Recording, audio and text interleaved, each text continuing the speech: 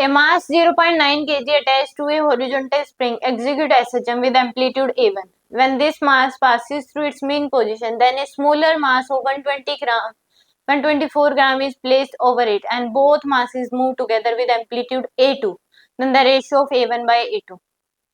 तो मोमेंटम तो क्या रहेगा, कंजर्व्ड रहेगा। तो यहाँ पे हम निकाल सकते हैं P initial equal to P final. तो पहले मास था 0.9 kg, उसको m मान लो, तो m इंटू में V1 इक्वल टू, बाद में जो मास हो गया वो कितना हो गया, m1 into V1, m2 into में क्या हो जाएगा V2, ये आएगा आपके पास। तो यानी कि m1 इंटू में V1 इक्वल टू m2 की वैल्यू है m1 प्लस में m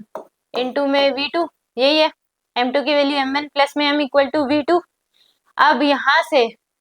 m1 इंटू में v को क्या लिख सकते हो, a इंटू ओमेगा, तो यानी कि a1 इंटू में omega 1 equal to m1 plus में m इंटू में a2 इंटू में ओमेगा 2 के बराबर।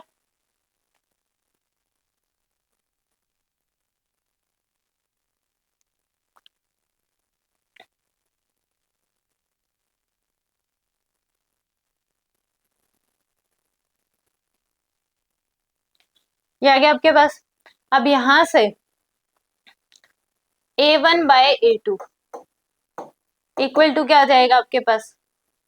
m1 प्लस में m इंटू में ओमेगा 2 डिवाइड बाय में m1 इंटू ओमेगा 1, तो a1 बाय a2। अब यहाँ से मैं आपको कि जो टाइम ओमेगा जो होता है, ओमेगा होता है t by 2 pi divide by t, तो यहाँ से 2 पाई डिवाइड बाय t की वैल्यू कितनी होगी, 2 pi root m by k होती है, तो ये इससे कैंसिल, तो ये क्या आ जाएगी under root k by m, कितना होगा under root k by m। तो यहाँ से a1 by a2 equal to m1 plus में m इंटू ओमेगा की वैल्यू पुट कर दो रूट k बाय में m1 प्लस में ओमेगा 2 है, तो m1 प्लस में m इंटू में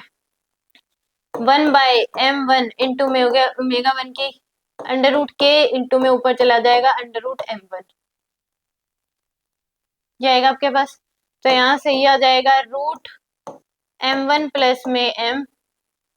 ये रूट के से तो रूट के कैंसिल, इंटू में 1 बाय में रूट m1, तो यानी कि a1 बाय a2 की जो वैल्यू है वो आ गया आपके पास अंडर रूट m1 प्लस में m डिवाइड बाय में m1। इस रिजल्ट को याद भी कर लो क्योंकि बहुत बार मैंने देख लिया, 3-4 क्वेश्चन आ चुके हैं इसमें। तो अगर एम्पलीट्यूड का रेशियो पूछे तो ऊपर आ जाएगा दोनों मासेस, जो फाइनल मास डिवाइड बाय में इनिशियल मास पूरे का रूट, ये आएगा आपके पास। तो यहाँ से a1 by a2 equal to क्या आ जाएगा,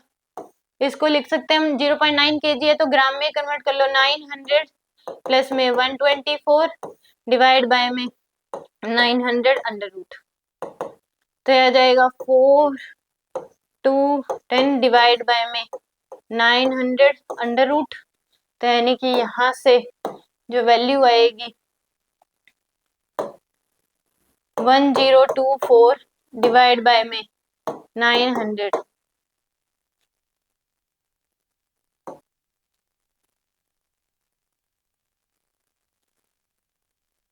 या फिर कंपेयर कर लो a1 बाय a2 की वैल्यू ये आ रही है तो इसको कंपेयर कर लो वहां से, तो यानी कि अल्फा बाय में alpha minus 1 equal to root 1024 divide by में 900, तो यहाँ पे इसका रूट निकाल ले अगर हम,